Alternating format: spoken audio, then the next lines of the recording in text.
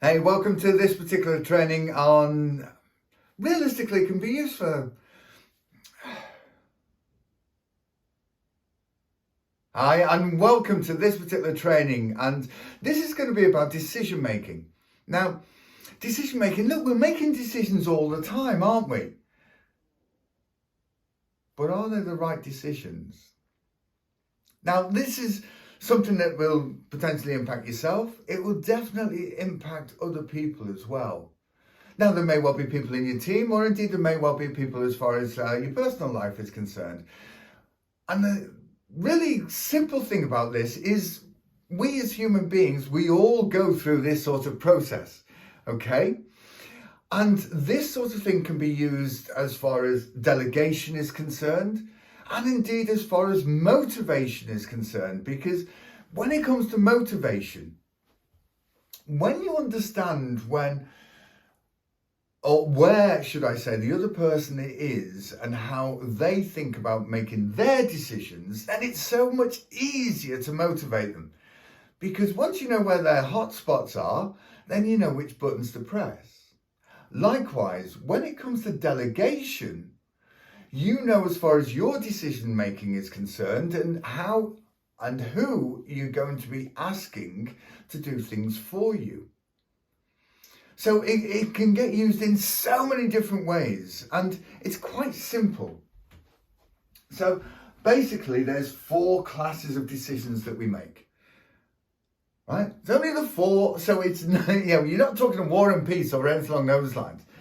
And the beauty of it is class 1, which is ideally where you and I should be when we're making decisions. So first of all, we're actually feeling good about ourselves, we're feeling confident, we know what the desired outcome is, and then that's when we make the decision. So first things first, class 1, is it good for me? Yes. Is it going to have a positive outcome on what I'm actually looking to do? If it's yes, then hey, that's a tick in the right box, isn't it? And hopefully it will be with the decisions that you make. The next one is it going to be good for others? So again, if that's a tick, then hey, that's going to be a great outcome, potentially. And that's it. This is where, especially when it comes to delegation, right? So many people actually refrain from delegating because, time and, I haven't got, the expertise to invest in this person, to train them up and all of those things. But if it's going to be good for them, then doesn't it make sense to invest a little bit of time?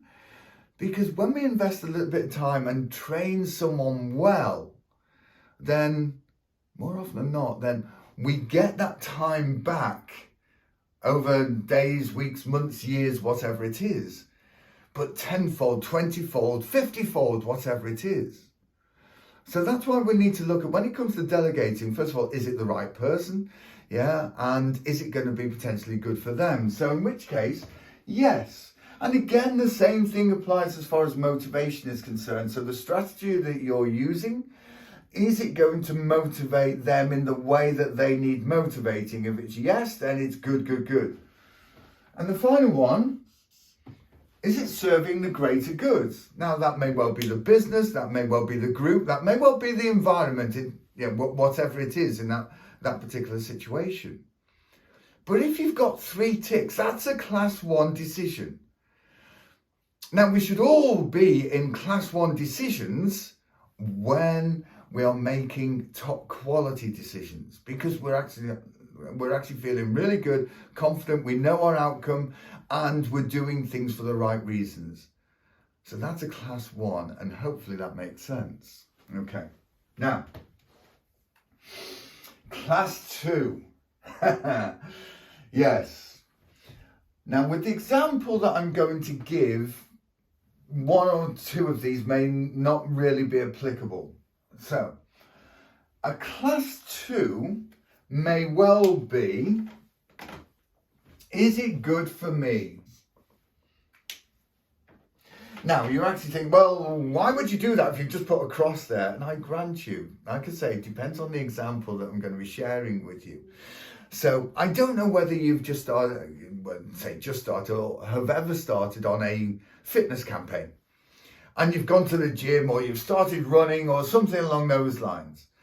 And especially when the weather is adverse and it's cold, it's a case of, oh, I don't want to go out. Nice and warm in here. I don't want to go out. Maybe you've had that experience.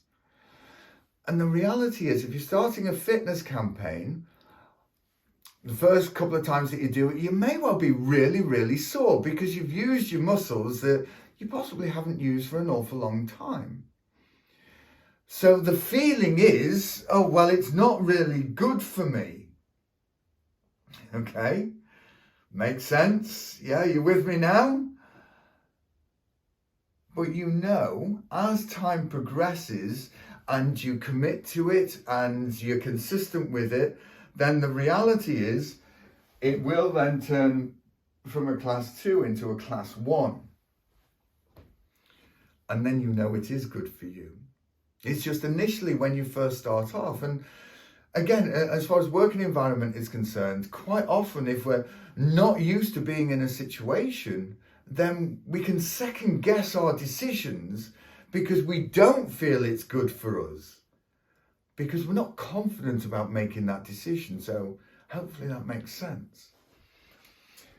But we also know that potentially, not referring to the gym stuff now, but potentially with the likes of the decision that we're making, it is good for others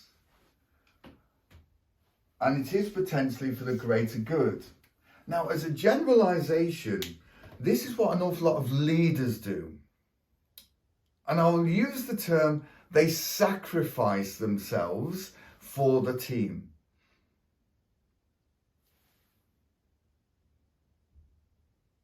Yeah, you did hear that right.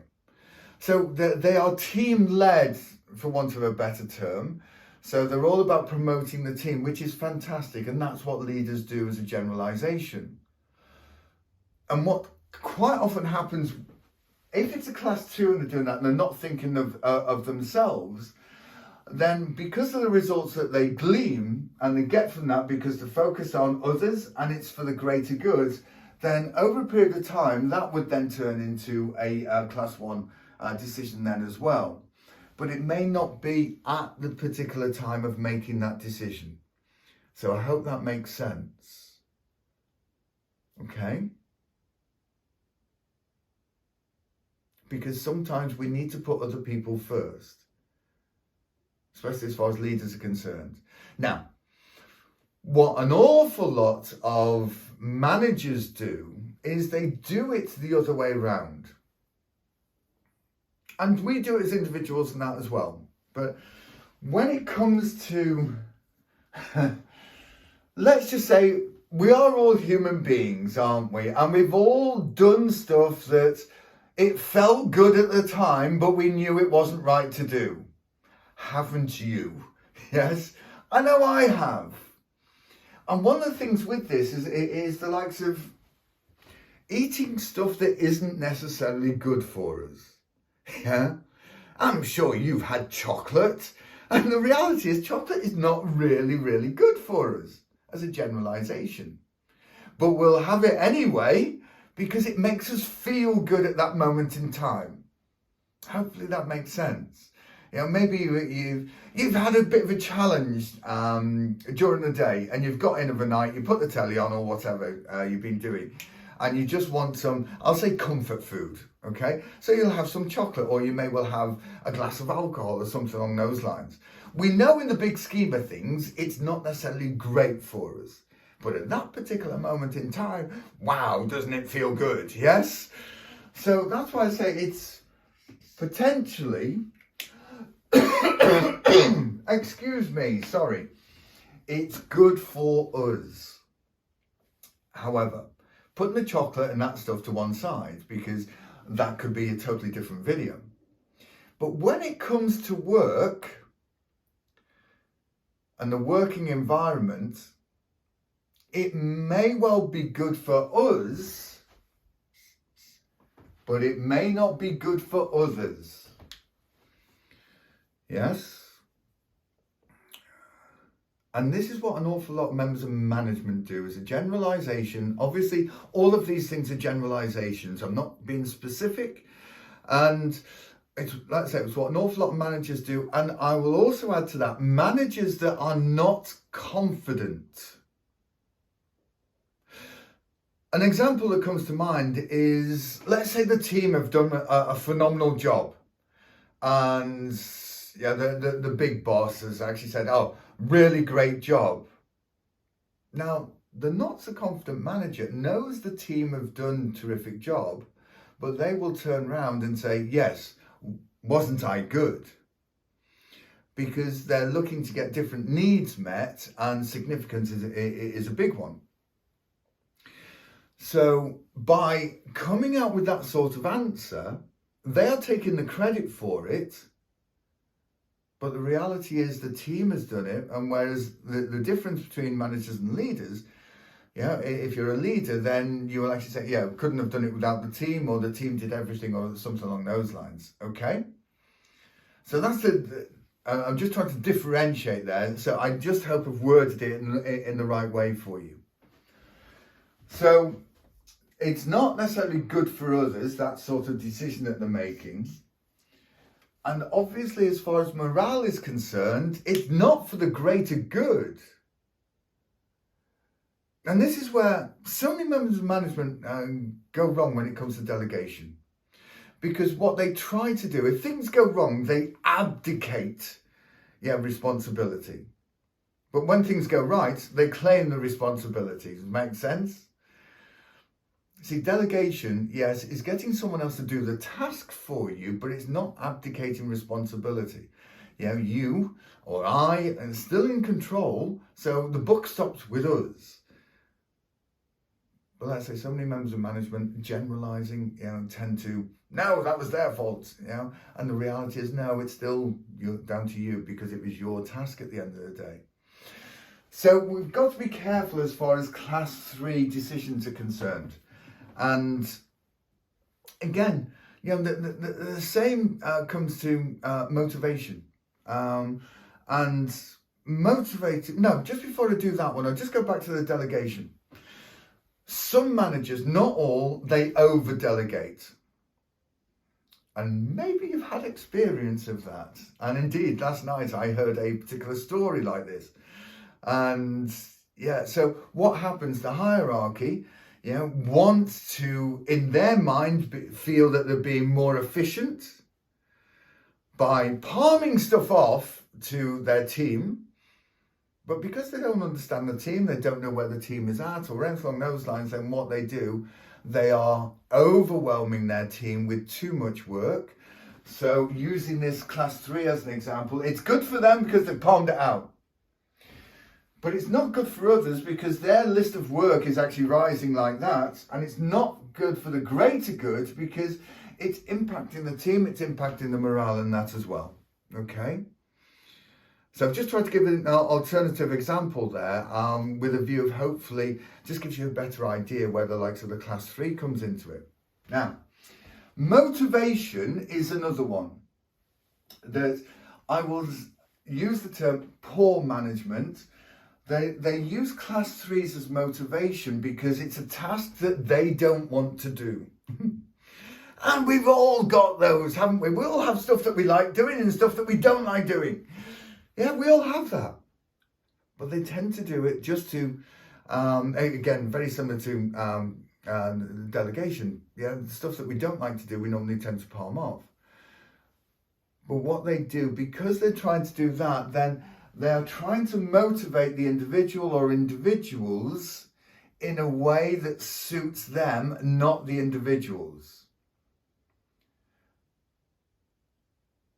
So they feel good about feeling motivating their team, but they're going about it totally the wrong way because they're actually doing it from a place of looking at things as a class 3 decision. And then that leads us to class 4. So when it comes to class 4, now some people do make these decisions. And look, sometimes we are in situations that we have to make decisions like this. We don't want to, but we have to make decisions like this because our backs are just against the wall, okay? So, good for me? No. Good for others? No. Greater good? No. So, unless something major happens, we don't even want to be looking at class 4 decisions. Now, sometimes it needs to happen. Now, for argument's sake, at the time of recording this, I know there was a business just around the corner from myself here that announced, well, it was Friday, so Wednesday, I believe, they announced that they were closing the factory. Now, obviously not great news at all for anyone concerned. But I can only imagine as far as the hierarchy was concerned, when they were in a class 4, it wasn't good for them as individuals. It wasn't good for others as far as their team members are concerned, and it wasn't for the greater good. As in, it wasn't having a positive impact on anyone whatsoever. But sometimes decisions like that do need to be made. It's not great, but sometimes it needs to happen. But where possible, avoid class 4s. Yeah, avoid class 4 decision making. Ideally, avoid class 3s as well, because that's purely serving you. It's not serving anyone else. So the class 2, where initially it may well be a little bit of pain for you, but you know for the greater good it's going to bring you and indeed others more benefit, and ideally focusing on the class 1. So that's how, when it comes to decision making, that's how we make our decisions. But that's how your team make your decisions as well. That's how your hierarchy make your decisions. But it depends on which way you're actually looking at them, how you're looking to serve yourself and indeed others as to which way you're going to be making your decision. So I hope you've got some value from that, and I look forward to catching up on you, with you on the next coaching video. All right, take care, and no matter where you are, whatever you're doing, have a fantastic day, won't you? Bye now.